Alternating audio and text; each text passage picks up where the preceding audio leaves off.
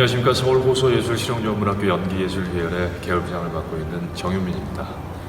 우리 호소예전 연기예술은 연극, 영화, 뮤지컬, 개그, 액션 연기에 이르기까지 연기 관련된 훈련들을 하는 연기 학교입니다. 현장에 계시는 모든 교수님들도 계시고 현장을 진출하고자 하는 학생들이 모여서 늘 끊임없이 컨텐츠를 만드는 곳이 바로 이곳입니다. 여러분들도 호소예전 연기예술로 오셔서 늘 끊임없이 컨텐츠를 만드는 연기 예술에서 성장하길 바라고요. 늘 언제 어디서나 여러분의 행운과 행복과 건강을 기원하겠습니다.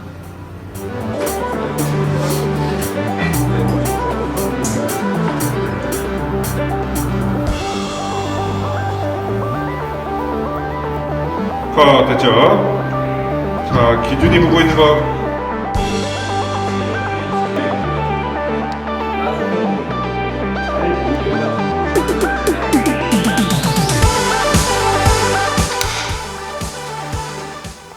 오늘 이 시간에는 여러분들과 함께 이제 우리 배우들이, 특히 배우들이 첫 번째로 쓰임받을 수 있는 방법인 오디션 노하우에 대해서 먼저 얘기를 나누도록 하겠습니다. 여러분들 아시다시피 이 오디션을 잘 보잖아요. 보통 보면은 우리가 사실 이제 입시 연기에 익숙해졌다 보니까 자꾸 표현하는 행위만 하게 되는데 그게 가장 큰 문제가 되는 겁니다. 첫 번째로 예상되는 특기나 예상되는 연기를 하지 말아야 되는 겁니다. 그 심사위원들 같은 경우에는 다른 걸 여러분들한테 바라는 게 아니라 여러분들의 의외성을 보고자 합니다.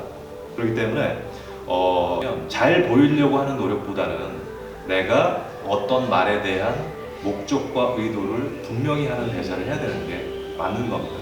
그러기 위해서는 대사에 명확한 지향점이 필요하거든요. 지금은 보통 이제 오디션을 준비하다 보면 자꾸 내 대사를 어떻게 하면 잘 보일까, 어떻게 하면 꾸몄을 때 이 대사가 잘 보일까라는 것을 집중하게 되는데, 그것보다는 내가 대사에 대한 분명한 목적과 의도, 이걸 가지고 대사를 해야 된다는 겁니다. 그러기 위해서는 뭐냐면 자기가 심사위원은 잘 보이기 위한 노력은 필요하지 않아요.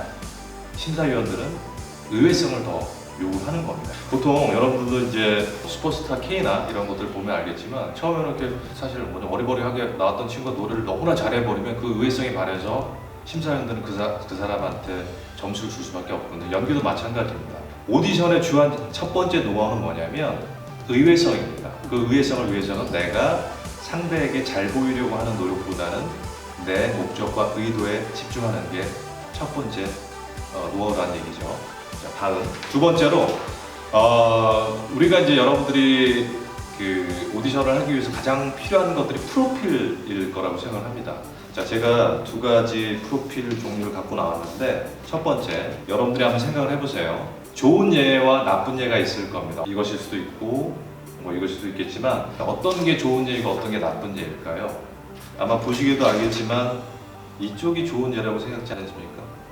그만큼 프로필을 준비할 때는 뭘 주안점을 가져야 되냐면 다음 장을 넘겨보고자 하는 충동이 분명히 있어야 돼요. 여러분 봤을 때 어떤 프로필이 다음 장을 넘겨보고자 하는 충동이 생길까요? 아까 얘기했던 것처럼 이것이 될 수도 있고 저것이 사람마다 다르겠지만 저 같은 경우는 이걸 볼 것 같아요. 일단은 이제 여러분들이 프로필을 준비할 때 흑백으로 준비하지 않겠죠. 칼라로 준비하겠지만 이 구성이 굉장히 다음 장을 넘겨볼 충동을 일으키는 프로필이라고 생각합니다. 첫 번째 사진에 보면 자기의 얼굴을 명확하게 나타낼 수 있는 가장 큰 사진을 앞장에 배치를 하게 됩니다. 두 번째로 자기의 이력과 함께 바스트샷, 그리고 이건 전신에 해당되는 샷입니다.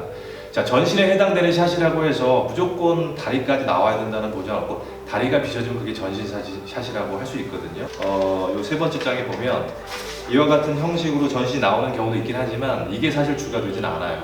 프로필을 준비할 때 다시 한번 말씀드리지만 가장 중요한 거는 다음 장을 넘기고 싶은 충동이 생겨야 됩니다. 그래서 가장 깔끔하고 간결하게 자기의 어떤 모습들을 보일 수 있는 부분들을 아마 연구를 하셔야 될 것 같고요. 요즘에는 또 인터넷이나 매체나 이 자료를 충분히 모니터할 수 있는 상황이 되기 때문에 여러분들이 제가 방금 제시한 이런 프로필보다도 다른 프로필을 보면서 이 프로필은 내가 객관적으로 봤을 때도 한번 다음 장을 넘기고 싶은 욕구가 생긴다라고 생각하는 것들을 자주 보면서 모니터를 해주시는 것도 굉장히 중요하다고 생각합니다. 요즘에는 이제 이런 종이로 된 프로필 말고도 영상으로 자기를 소개할 수 있는, 자기를 나타낼 수 있는 프로필들을 좀 많이 만들거든요. 뭐 자기 연기 영상을 편집해서 만든다거나 아니면 자기 소개 영상을 편집해서 QR코드로 만들어가지고 프로필에 집어넣는 경우가 있어요. 이런 부분들을 같이 해준다면 여러분들이 이제 프로필을 예를 들어 돌렸을 때 선택을 받고 오디션 보기가 되게 용이할 겁니다. 자, 그리고 세 번째로 기회가 된다면 전체의 작품의 어떤 전체의 흐름과 심도를 느낄 수 있는 연극을 해봤으면 좋겠습니다. 뭐 저도 이제 학교를 졸업하고 나서 영화를 찍고 방송을 하면서 가장 느꼈던 게 뭐냐면 제가 연극을 했던 것들이 그만큼 도움이 많이 됐던 거예요. 왜냐면 연극이라는 거는 그 작품 처음부터 끝까지를 그 호흡을 유지하고 작품 전체를 이해하고 갔을 때 연극이 진행되기 때문에 사실 영화 현장에 가거나 드라마 현장에 갔을 때 그거를 받아들이기가 굉장히 용이했어요. 연극을 통해서 호흡을 유지할 수 있는 이런 훈련들을 하다 보니까 결국에는 영화 현장이나 드라마 현장에 갔을 때도 작품을 해석하는 호흡이나 능력들이 되게 용이하게 쉽게 다가설 수 있었던 것 같아요. 보통 이제 오디션을 준비하다 보면 단편적인 어떤 연습하는 습관들을 갖게 되는데 이런 것들이 이제 계속해서 지속이 되다 보면 순발력이나 뭐 테크닉은 늘지언정 사실 깊이 있는 연기가 나오기가 쉽지 않거든요. 기회가 된다면 꼭 그 작품 전체를 보고 뭐 인물 분석도 가능한 연극 무대 연기를 좀 한번 경험해 보는 것도 여러분들이 나중에 매체 연기를 하든지 아니면 뭐 하든지 굉장히 용이하다고 분명히 말씀드릴 수가 있습니다.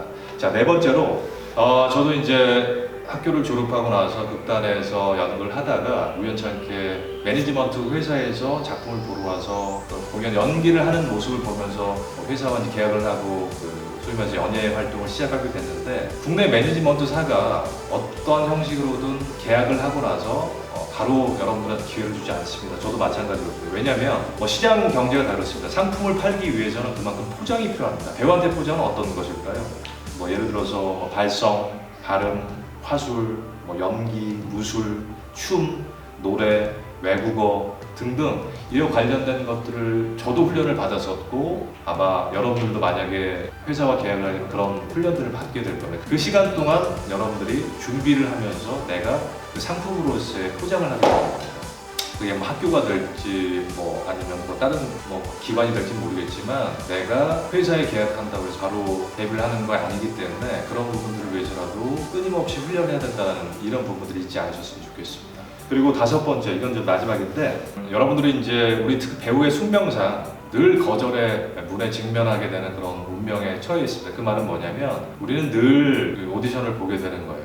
일반 직장인 같은 경우는 한번 가서 면접 보고 회사에 들어가서 일을 하면 되는 거지만 우리 배우라는 사람들은 늘 작업을 하기 때문에 작품마다 오디션이라는 어떤 행위를 지속하게 되는 거예요. 여기서 이제 얘기하고 싶은 건 뭐냐면 오디션에 떨어졌다고 해서 슬퍼할 필요도 없고 또 오디션에 붙었다고 해서 너무 좋아할 필요도 없습니다. 사람이 배우로서 인물을 창제해내고 그것을 할 수 있을지에 대한 불확실성을 가지고 출발하기 때문에 그만큼 이 오디션을 되고 안 되고가 중요한 게 아닙니다. 우리가 매번 어떤 배우들 같은 경우는 오디션을 100번 이상 본 배우들도 있어요. 100번 이상의 오디션을 봐요. 오디션을 봐서 됐다고 해서 좋아할 수도 있겠지만 그거는 1년의 과정일 뿐이에요. 우리는 늘 그 과정 속에서 하나의 선택받게 되는 겁니다. 그렇기 때문에 제가 여러분들한테 당부드리고 싶은 건 뭐냐면 오디션이 된다고 해서 좋아할 필요도 없고 내가 나를 객관화해서 어떤 부분들이 내가 선택받았을까 생각하는 시간을 가지게 된다면 분명히 여러분들이 소위 말해 좋은 경험을 통해서 나중에 분명히 선택받을 수 있는 그런 시간을 갖겠죠. 자, 전반적으로 여러분들 제가 짧게 오디션의 노하우에 대해서 말씀드렸는데 첫 번째 말씀드렸던 거 심사위원들은 여러분들의 의외성을 보고자 하는 겁니다.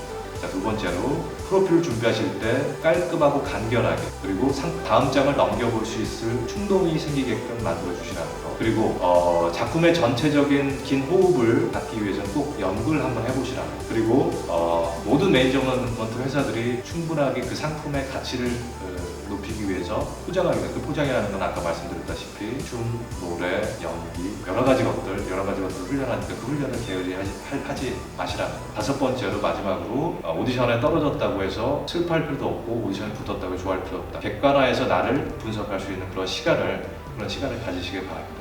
오늘 오디션 노하우에 대해서 여러분들하고 얘기를 나눴는데요. 아까도 말씀드렸지만 늘 우리는 거절의 문 앞에서 훈련해야 되는 배우의 어떤 운명을 타고났습니다. 여러분들도 너무 지치지 마시고 어떤 분야의 전문가가 되기 위해서는 최소 10년이라는 시간이 필요합니다. 묵묵하게 전문가가 되기 위해서 노력해 주신다면 여러분들도 꼭 선택받는 삶을 사는 그런 배우로서 성장할 수 있을 거라고 생각합니다. 이거는 배우뿐만 아니라 연출가나 그 외에 이와 관련된 일을 하는 모든 분들에게도 해당이 되는 말이라고 생각합니다. 자, 어찌됐건 간에 여러분들 늘 여러분들의 행운과 행복과 건강을 기원하고요. 늘 최선을 다하는 연기 예술인 되시기 바랍니다. 감사합니다.